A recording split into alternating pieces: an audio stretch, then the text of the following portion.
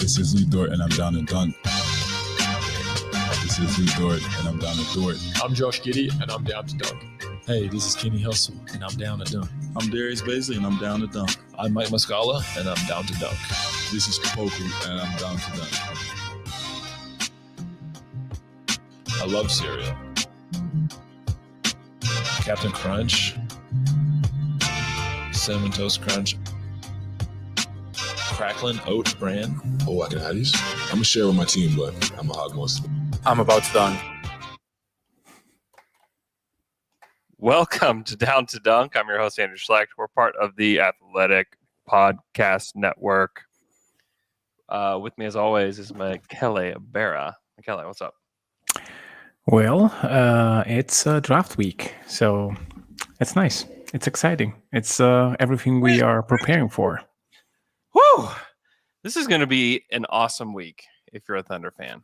This is going to change the franchise. I mean, what they do this week is going to be more life-changing for a Thunder fan than anything that's happened in a long time, honestly. Getting 2-12 and having the assets to do a lot of things. As Jonathan Givony on ESPN Daily put it today, they can do whatever they want with the amount of assets that they have. Mm-hmm. We'll see if that's true. I think that last draft it was not true, but we also don't know how many assets they're willing to put forward to move up to 3 or what that even looked like. So we will dive into that some. Before we get started, I am going to make a few announcements. We have our draft party on Thursday night at Fassler Hall from 6 to 10. It's going to be an amazing time. If you are a Thunder fan, and if you're listening to this, you most likely are. And if you live near Oklahoma City or have a car or access to an airplane or maybe even a river boat, maybe you can make your way to OKC and come join us because this is going to be the place to be if you're a Thunder fan. It's going to be so much fun. Everybody there is going to be talking about the same thing. Everybody there is just as obsessed with the Thunder as you are. And if you don't have a friend to go with you, I promise you can go and make some friends. It's going to be so much fun. You do not want to be at home for this. This is going to be similar to any sort of on-court awesomeness that's happened with the Thunder, but it's off the court, team building things. You want to remember this night. You're going to remember this night regardless. Don't make the memory sitting at home. Make the memory with us. Also, if you happen to own a small business and you are in Oklahoma City or around Oklahoma City, I have these stickers that have a QR code on them that I would like to put in businesses around Oklahoma City. So if you are a Down to Dunk listener or supporter and would like one of these stickers to put in a window or something to help support us, I printed a ton of these, and I would like to start placing these around Oklahoma City so that people who may be interested in listening to our podcast can have easy access to the show. So again, if you are a business, I can bring it to you, or I'm going to have them at the draft party on Thursday. So come grab one of those from me. Or if you just want to put it on your car, I could give you one too. All right. Michele, it's draft week, and There's lots of scuttlebutt going around. A lot of it's probably not true. There's still a lot of people saying the Thunder have interest in Jaden Ivey. I don't know. We can talk about that in a second. But we just spoke to Chet Holmgren, Mark Williams, Jalen Duren, Tari Eason, AJ Griffin, Johnny Davis, and Jaden Ivey today, which was interesting. We can start with Chet, who was the last one to go today. Tomorrow we will talk to Dyson Daniels and Jeremy Sohan. But Chet spoke today. He was unwilling to say. I had the second question in this chat with him, and really what these are is just a series of reporters or podcasters or whoever just asking these players, have you worked out for this team? And did you like working out for that team? Did you work out for my team? No, did you work out for my team? Is it my team? No, your team. That's what it is. So I asked him if he's worked out for Oklahoma City and if he's had any feedback. And he started talking about how he was just ready to work out. And just generally talking, and he said, I'm not going to reveal who I'm working out with, like what teams I have worked out with. And I just, to me, it was just like, that's so Thunder.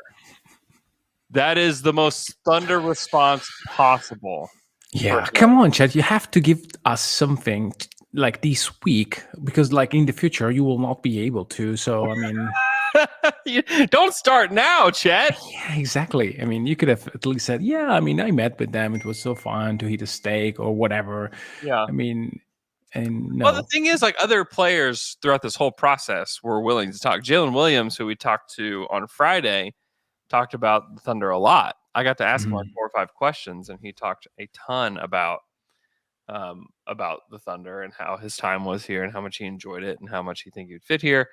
Same with Jaden Ivey, who mentioned the Thunder as a team that he thought that he would fit with. He said he didn't come to Oklahoma City. So Jaden Ivey, it's just really interesting to me. He hasn't been to Oklahoma City. The Thunder have met with him, and they saw him working out in Miami. Same with Mark Williams. I think a lot of guys are just in Miami to work out, and teams have come to see them. Now, it doesn't necessarily mean that, like, oh man, flying them out to Oklahoma City and doing all this is like way better than going to see them somewhere, because Josh Giddey wasn't flown out here to work out in Oklahoma City. So we can't really necessarily draw conclusions from that.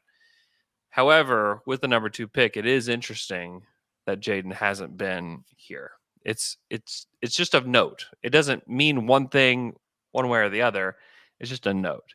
And I would almost guarantee you that Chet Holmgren has touched Oklahoma City soil. I can almost guarantee you that. But I don't remember this. You said that Giddey was not here last year. Is that a thing, or he didn't say it was? I think it's a thing, because I think they had a secret workout in Los Angeles. Oh, in Los Angeles. Okay. They met in Chicago. I don't know, though. I don't know. I can't claim to know everything. I don't know everything about all of this. But yeah, James Anderson says it was a secret. Are we supposed to know it was a secret? No, I mean, maybe it was a secret during the draft process, but it was disclosed later. The draft process was. Yeah. Yeah, I think that, and this may be true or not, that if you only draft players with secret workouts, that doesn't work, because it doesn't work as a misleading information. So it's natural that the team that wants to keep things safe, they will say that they have worked out a couple of guys, and a couple of them will be taken. Like, I think the JRE was one of the player that was mentioned in OKC's workout, together with Dosumnu and other guys. Yeah. Giddey wasn't. Trey Mann wasn't. So it's. I think that if you want to keep other teams guessing, you have to be mindful that you cannot do it one way. That you have to work out guys, maybe pick them on the group, maybe not. You can work out guys in different locations. You can have secret workouts, and that doesn't mean anything. You can take guys for breakfast, and they report that, and it doesn't mean anything. I think that it's part of the process of being private. The fact that you spread informations that are, I mean, maybe relevant, maybe not. We are really in the dark because of this. Because last year they had a lot of, hey, they met with that guy, and doesn't mean anything. Yeah, I know. It's so funny. We'll get to Thursday, and we will know Thursday night who they're gonna take in the draft. I still, if I were a betting man, and I'm not, but if I was, I would bet Chet Holmgren will be wearing a Thunder uniform as early as, like, what is it, like a week from, like 2 weeks from now? They have the Utah Summer League, and then that sounds right. Playing in Vegas, which they announced the schedule today. The first 2 games, which is really fun, this Friday and Monday, the second week of July, and they play Houston and Orlando, which should be really fun. Those games should be incredible, because it will have some sort of like mismatch of Chet and Paulo Banchero, and that should be the game the first game is Chet versus Paulo in Vegas, which will just be a complete joy. Yeah. You know, Or a tragedy. Or maybe there will be Big Boys tweeting, hey, that guy is a bust. Big Waz will definitely be making some kind of appearance on Thunder Twitter, hating on what we did. Yeah. There's no question about that. I'll actually request it if I see him. I'll say you got it. You have a repeat performance from last year. So yeah, these interviews are really interesting, and there's not a ton to take away from them. Mm-hmm. However, the guys that the Thunder have taken that they took last year were like all like very good interviews, like very good on a mic. And so I think it's just interesting to note like who was really good and who was not good as an interview, and how they respond like with media. So I will say that most of the guys in this class, and even with last year's class, were pretty good. I mean, the guy that sticks out to me as like the worst interview from last year is Jonathan Kuminga. Yeah. Was like by far the worst. And you felt I remember awkward afterwards. Yeah, I remember watching the interview that he had with assistant coach for the Blazers, Mike Schmitz. That seems weird to me. I remember I played beer pong with Mike Schmitz. That was a glorious moment of my life. But anyway, Kuminga was really bad. Like, was bad. Yeah. In terms of like both like what he was saying and the way in which he was saying those things. And he is still a very, very good, incredible basketball player. So yeah, maybe not thundery, but who knows? Even that, I mean, it has to be an opportunity that you have. Maybe Kuminga was not the guy, but maybe like a bad interview this year is the best remaining guy, and you pick him.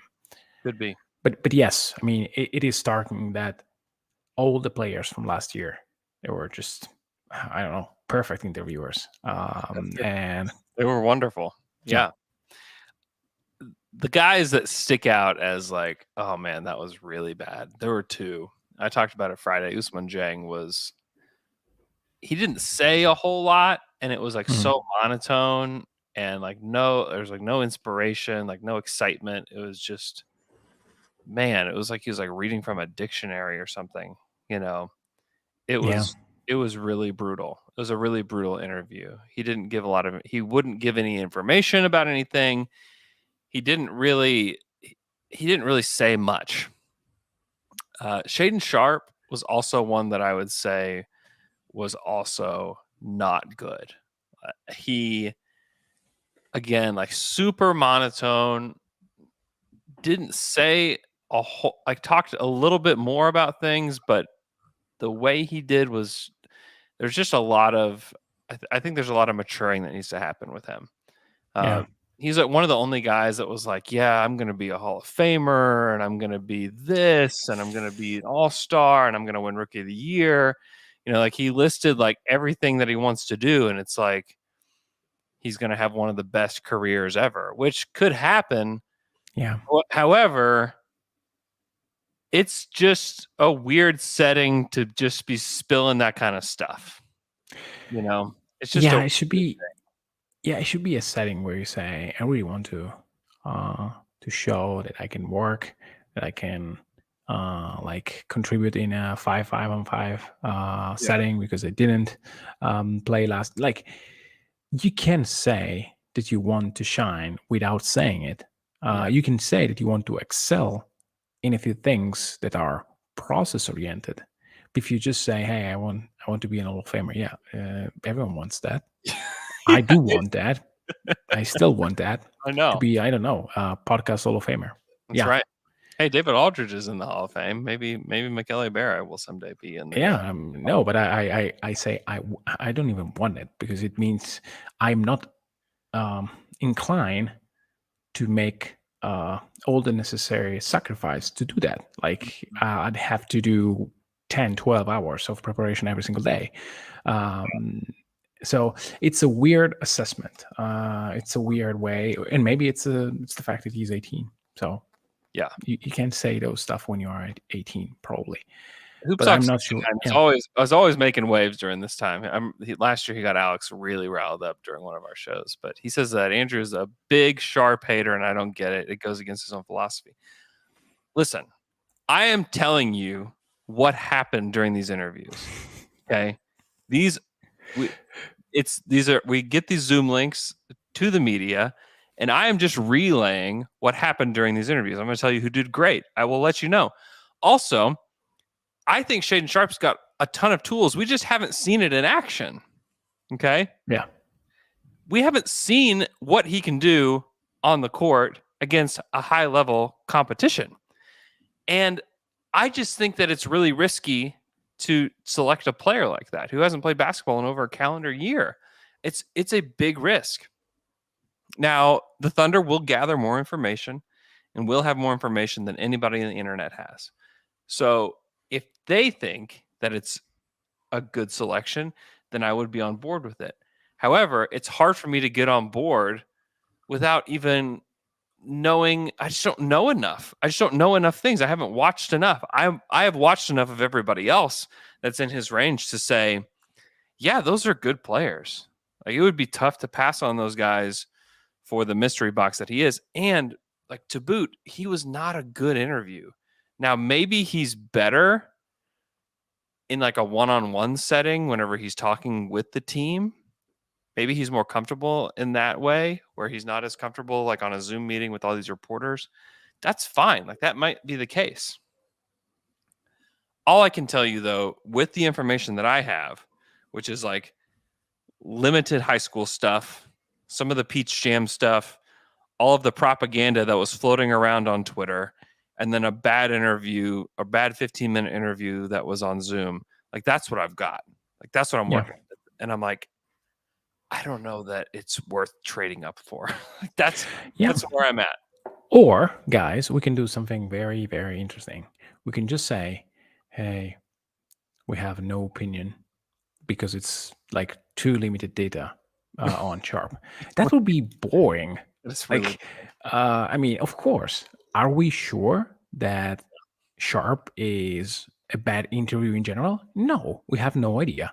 Are we sure that he is not just a shy guy who got a little bit excited to be in front of all this media and just said, "Okay, I want to be an Hall of Famer"? Like, yeah, okay, it happens. It may be just that.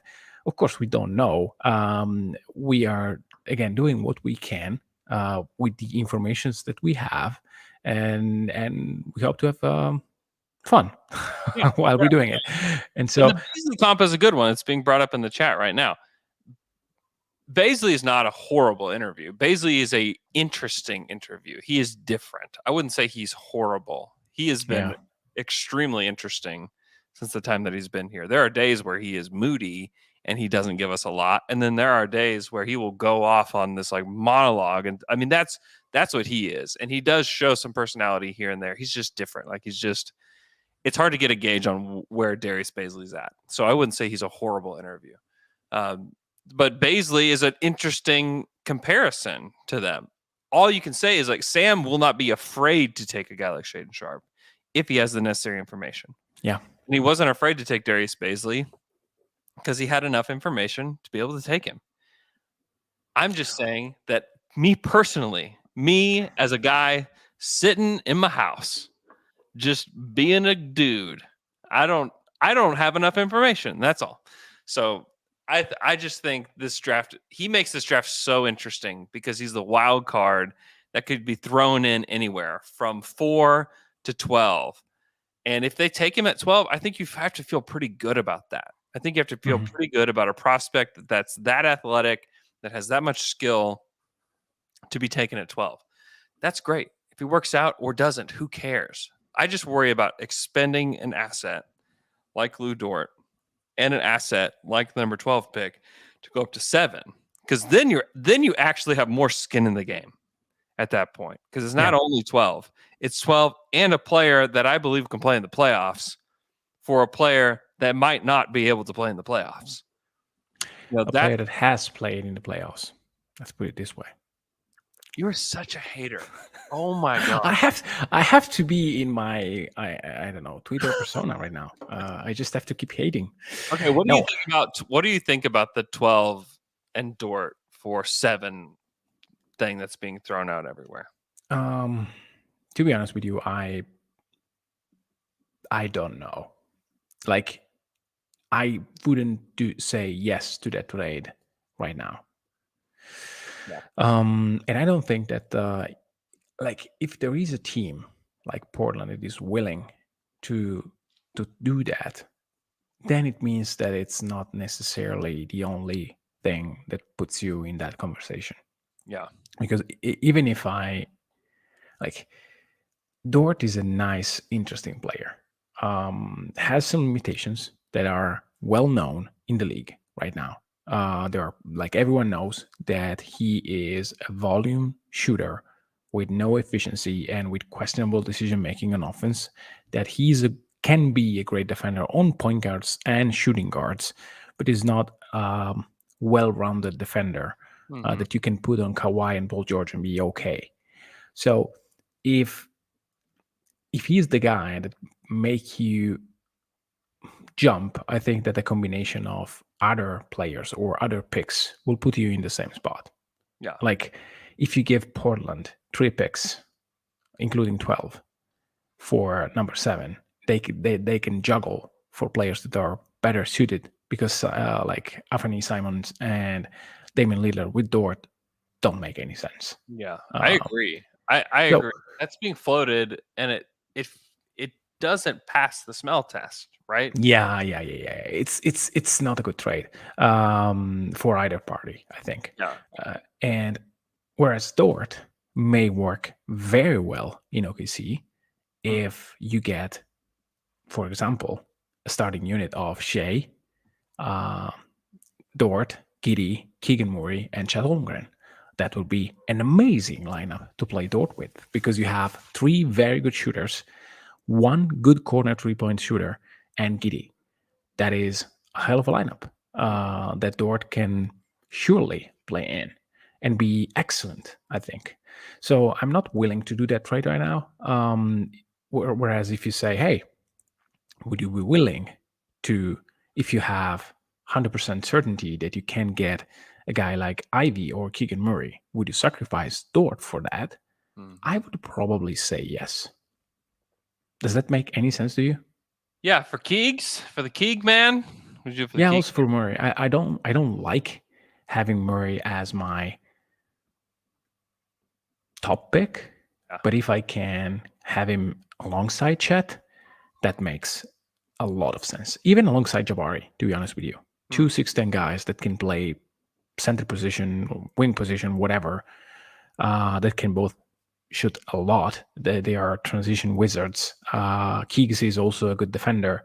Yeah. Like, again, I see that too. I see that too. If it's Keegan Murray or Ben Matherin or Jaden Ivey, like I think that those are the guys that I would trade up for. Yeah, Ivy, yes. The second crop for me is Matherin, AJ Griffin, Dyson Daniels. Yeah. And even Keeks, he's not that far, but I just love the fit with Chet. I just love it. The fit is really nice with Chet, certainly, because you have Yeah. a guy that can clean up things, but he's gonna have gravity pretty quickly, and he's ready to. Oh, yeah. He's ready to play right now, and And they can play like high lows. Like Keeks is a player that allows you to do whatever you want on offense with him, with JRE. And again, the extreme flexibility that you have. You miss a rim diver. That is something that you really miss.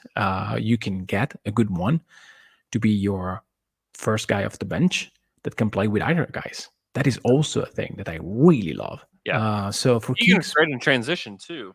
Like I think about him and Chet and Giddy out in transition as just these giants.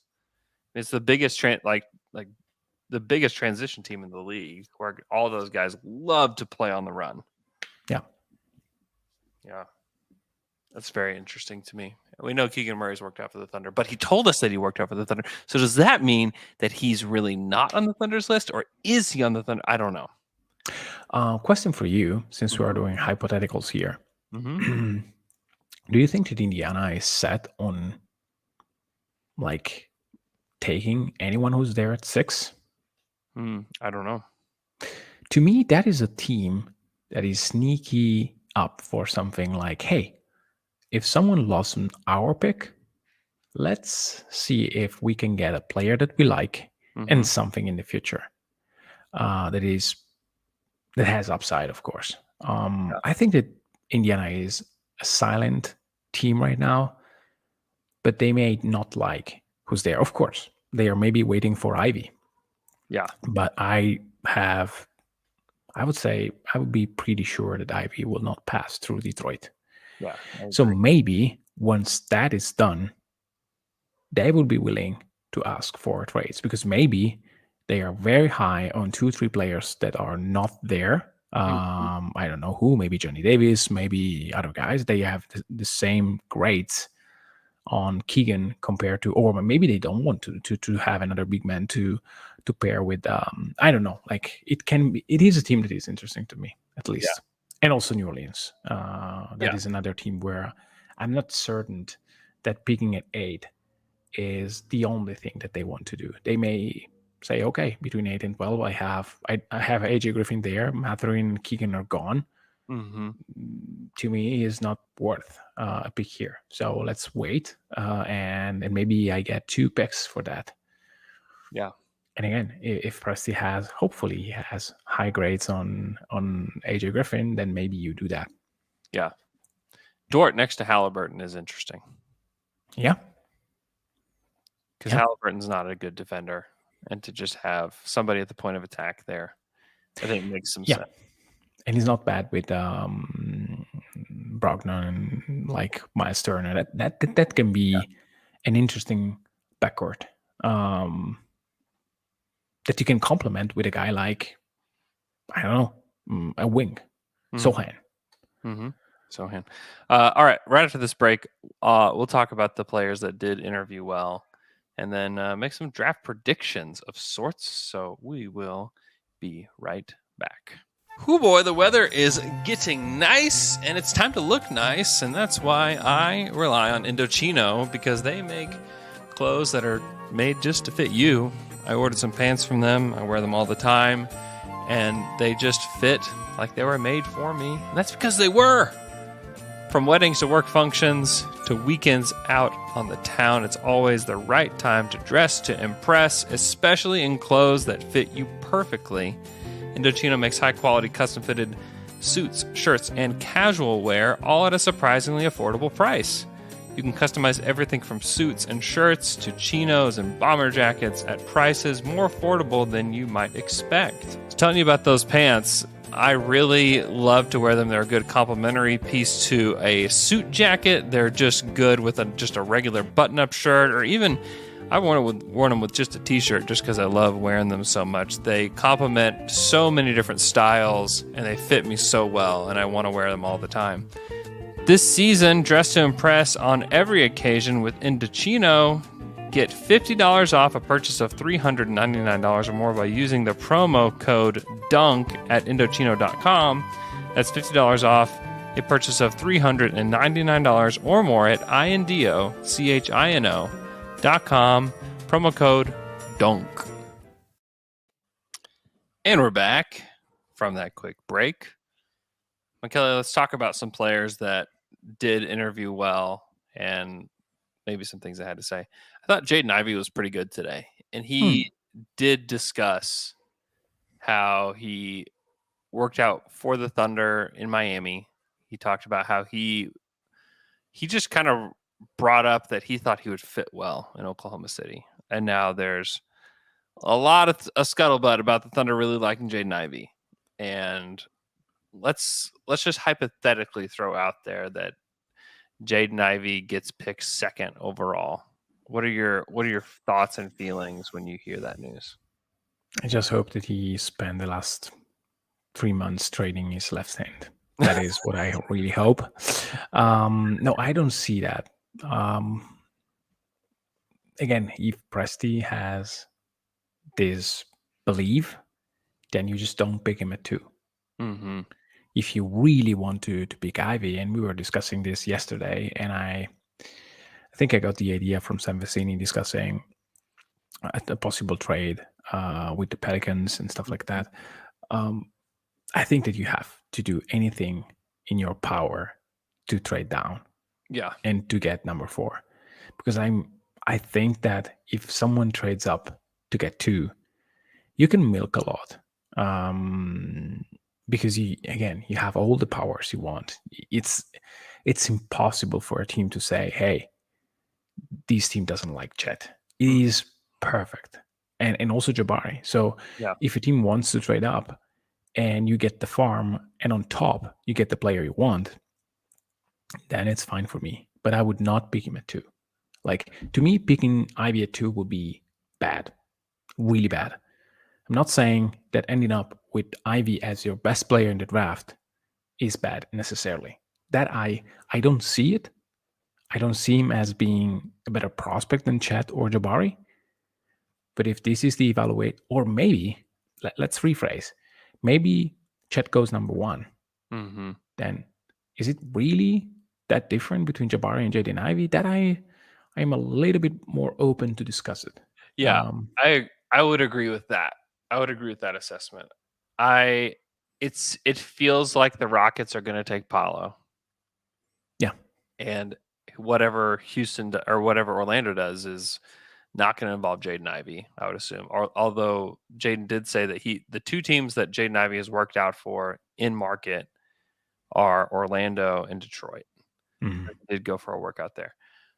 I don't think he'll go there. I think it will. I think it's going to be Jabari at number 1. But if it is Chet, then I think that you can open it up and call Sacramento. The thing about Jabari is, like, he's so perfect for what Sacramento needs, like insane perfect for what they need. And I think you could get a lot from them. And if Jaden Ivey is your guy, if you say, you know what, with Chet gone, Jaden Ivey is number 2 on our board, and it's not really that close, let's go ahead and take whatever we can get from the Kings, whether that be next year's pick or something else, and extract a ton of value from them and then move forward. I would be if Chet goes 1, I would be in favor of that. I'll say that. Yeah. What's a package that at least makes you think about it? To me, it has to be an unprotected pick. If it's 2023 unprotected, then I feel pretty good about that. Just that. And 4. Just that. Is that it? I mean, maybe a swap. If you could get a pick swap, like in 27 or something like that from them.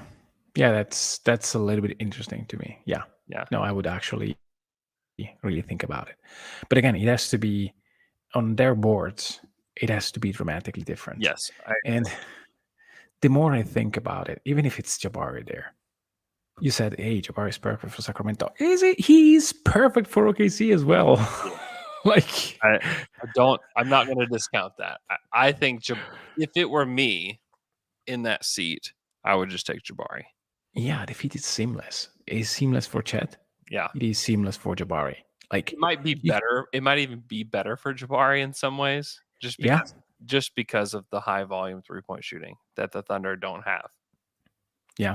But you can like you can justify the thinking, hey, we want to have 3 players that want to attack constantly the basket at all times with all lineups. Yeah. We have already like a couple of players here and there. Like, if you take Jaden Ivey and then I have the trade for 7 for Dort, I would actually be inclined to take it, because then it is difficult. Yes. Like, if you say, hey, you will come out from the draft with either Jabari Smith and Jalen Duran, or Ivy and one of Dyson Daniels, Ben Mathurin, and AJ Griffin. Yeah, that's where I'm having trouble because then I just don't know that you can get all your best players on the floor at the same time, kind of thing. Yeah, Mathurin, I think so. You don't think so? I don't know. Come on. I don't Like Shea, Ivy, Mathurin, and Giddy plus a center will work. Yeah, Giddy's gonna have. I mean, Giddy would just be your 4, I suppose. We've talked a lot about that. I wouldn't say I'm like ready to put Giddy on 4s next year. I do think down the road he'll play against a lot of 4s. Mhm. Yeah, I don't. That it just complicates things so much. Yeah. To take the team building. This is where I'm having trouble with Jaden Ivey, and maybe people love it. Maybe people think it's a great idea. I just have trouble getting there with like, okay, this team is being built in a very intentional, specific way. And they have Shea as your like primary building block. You have Giddy, and now you have this number 2 pick. Shea and Giddy, we had to have conversations about how do they share the ball? How does this work? Are they going to make it work? It's a little clunky. It's a little this. And then you just throw Jaden Ivey onto the team, and it's like, well, all the clunkiness that we had before is now even more clunky because now we have to figure out how to split the ball up between 3 guys. And then the guys that are available at 7, if we pull off that deal, are really more guards than they are anything else, or maybe they're wings. Like Dyson Daniels is a guard. So Yeah, Daniels is a guard. like, do we take him? Ben Matherin's more of like shooting guard size. So is AJ Griffin. Those are shooting guard size guys. Does that? Yeah. I get that. How does that work? We don't have a big wing. We have Giddy, but he's not really able to guard wings because he's not quick enough. So maybe we slide him down to the 4. It's just hard to make it click into my brain. Mhm. And maybe that's just me being an idiot, No, definitely no. Absolutely not. No, I think that the fit with Chet and Jabari is pristine. That's the thing. Is like when you think about Chet, you're like, oh, great. The Thunder don't have a center, and he is amazing. He's an amazing fit with the team. He's their backline defender. He's a play finisher that they need. He has room to grow. He can handle in transition. He's going to just make the life of everybody else on the court way easier. Oh, well, that makes sense. Jabari, oh, you are the worst shooting team ever. You put a great shooting 4 onto the team next to Jeremiah or whoever you want to play. If you want to play Giant Dort, I don't care. Whoever, it makes sense because the Thunder have the problem that they've had over the last 2 years is no one has gravity. Yeah. The most shooting gravity on the team is Mike freaking Muscala, who amazing player, by the way. Can only play 15 minutes a game because he's dealing with ankle issues all year. It's those two, you're just like, yeah, it makes sense. It makes total sense. But when you talk about Ivy, it's like, well, they really like his athleticism. They really like this. Look at last year's draft. Look at how last year's draft unfolded. We had so many conversations about how the Thunder didn't draft athleticism. They didn't swing for the fences. They didn't blah, blah, blah, blah, blah, blah, blah. Everybody talks about how, oh, the Thunder love athleticism. Why are we doing this again, everybody? Did you not see who they drafted last year? They drafted Josh Giddey, who was the comp. Like the bad thing about him is that he's not very athletic. Trey Mann, who didn't dunk in college, played 2 years in college, did not record a single dunk. And Can I stop you for a second? Yes. Just a second. Yes. Yesterday, I was doing a lot of work for Thunder After Dark. We have great things coming your way, by the way. And I had to stop and just rewatch Trey Mann against the Boston Celtics. Yeah. It is an amazing experience. Like you can go to I think you can go on NBA.com and rewatch all the shots. Mm-hmm. It is insane the way in which he just make the same move over and over again, and the defense of the best defense in the league just fell for that over and over and over. I have really, really high hopes for Trey Mann next year. I am super duper high, like 15 points per game high now. I may be high also, but Yeah. Maybe not next year, but he is like a super duper gifted scorer, and I Yeah. want him to play 30 minutes per game, 25 minutes per game, and just Yeah. ball.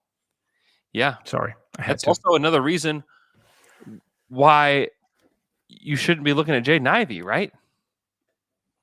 Yeah. No, I was just playing you- devil's you want- advocate. I don't really like that pick. But the thing is, that's another reason where you're like, does taking him make sense? If the Thunder have had any thoughts that you just had,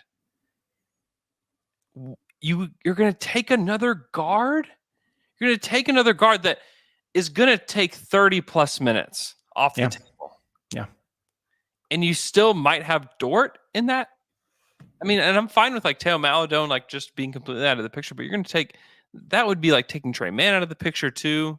You're going to like downgrade him to like 10 minutes. Like, oh, what are we doing here? Also, like back to the athleticism thing. I mean, they took Jeremiah Robinson Earl. They traded 2 picks to get him. One of the things about him was he's just not that athletic. And they went for guys that are toolsy and are smart. So who are those guys in this draft? Because I do think it's important to look at that. Because I mean, even like last year, like JT Thor, everyone's like, oh, JT Thor, like he's so Thunder. Is he Thunder anymore? Is he? Maybe the Thunder do take Jaden Ivey and it just like blows this entire argument up, and that's fine if that happens. But to talk yourself into it, to me, if they take Jaden Ivey, it's like we are going to try to be as bad as we can next year, because it's going to be really tough for Mark to figure this out. To figure out this Fantastic way to do it. You know. Like by the way, that to me would be the reason that you would do it, and that's what I would be pushing. Is like they're just trying to be bad again. Like that's what they're trying to do. They're trying to screw with this offense even more that was already kind of screwed up as it was, because they didn't have enough of the correct pieces there. You know what I mean? Like it's just hard to make it work. I don't know. I'm not sniffing glue. I think that. Thank you, Zach. I'm not really high. But hey, Trey Mann averaged more than 10 points last year. I think that it's something that we don't remember pretty well. And he was borderline horrible the first, 10 games of his life. So, hey, I just like him, love him. And I think that he will be at 39% 3-point shooter next year. And he will be just awesome. Ooh. Or maybe he will be Teo Maledon and I will be. He'll be terrible. Yeah, he's going to come in like super bulked up for Summer League, like way too bulked up. And then he's just going to ride the bench because we take Jaden Ivey. Possibly. But yeah, if you look at like what are the Thunder looking for? Like multi-skilled, multi-tooled players that can fit into this like run and gun style offense that Mark Daigneault wants to run. Like Chet Holmgren's like bingo. Like he's that guy of any of these guys. Jabari is one of those guys.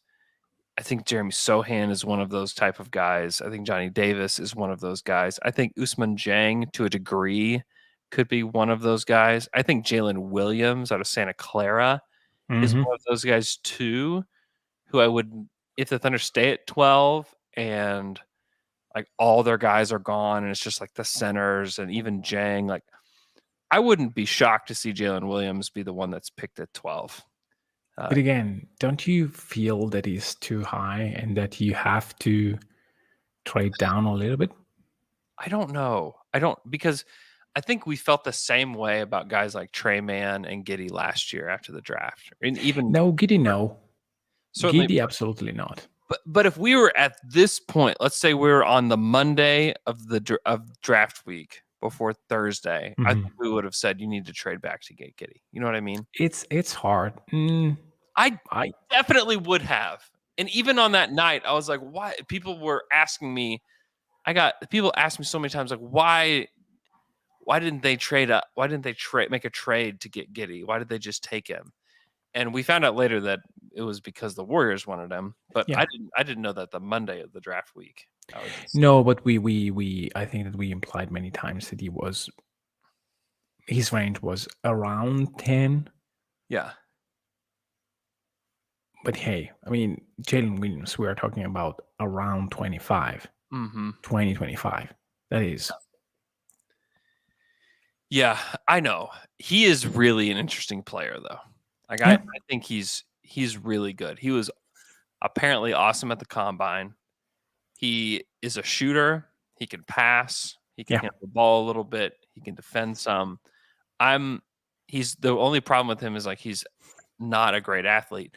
And I just listed every freaking thing that the Thunder looked at last year going into the draft of like they have all these skills, not the best athlete. That's what they've done over the last. That's what they did in draft number 1. You know, Mm-hmm. like this is draft number 1. There's draft number 2. Are they going to do the same thing? I would just say that Jalen Williams, if you're going to make a list of players that check off the boxes, I would say that he's one of the guys that does. Mm-hmm. That's all. I mean, I'm not saying they're going to take him at 12. I do think it's a reach as well. And maybe they do trade back to 16 with the Hawks or that's better. something like that and get him there and then acquire some kind of asset from the Hawks. Yeah. Something like that would make some sense. And then the Hawks can go up to 12 and take whoever they like. Hey, we can get Kevin Knox. Please no. Gosh. Probably he's expiring, by the way. So it doesn't even make sense. You can probably just have him anyways. Yeah, I am so excited for this draft. I think this is going to be such a fun week and such a fun draft. And I honestly cannot wait to see what Sam Presti and his people do because I can it's just you can imagine a scenario where it could be anything. I can see them walking away with Chet and Usman Jang, which is what a lot of people have. I can see them walking away with Chet and Johnny Davis, Chet and Keegan Murray, Chet and Shaden Sharp, Chet and Jaden Ivey. Like I just think that they can have really whatever they want. And I'm just so intrigued to find out what they want. Like I am just so incredibly intrigued to see what the Thunder want out of this draft. And I hope that they don't trade back. Like I wouldn't be super pumped and jacked if they took 12 and turn it into 16 and a future pick. Like I wouldn't be very excited about that. I'd be like, man, I would much rather them take 12 and either just use that pick or take 12 and future picks to trade up to get the guy that they really want. Yeah. I mean, that's what I would want. And Jeremy Sohan's like at the top of my list of guys that I really like in that range. I just think that pairing him with Chet Holmgren just allows you to have a front court that is so switchable, that is so skilled. It would be the foundation of your defense for the next decade. I just find that to be very exciting. And I hope that Jeremy can develop as a shooter and develop his offensive game, which is an interesting proposition. But I just really like the fit there. And you're going to have to trade Dort pretty much if you decide to go with Sohan. And find a shooter on the wing that can suffice. Like you need a knockdown, I am horrified that you have the ball kind of shooter. Yeah. I don't know. Not my cup of tea. I would not. So who's your so that would be what I want. What is your dream scenario? Sponsored by Lively Beer Works. Not really. You know what is my dream scenario. I will die alone on this island.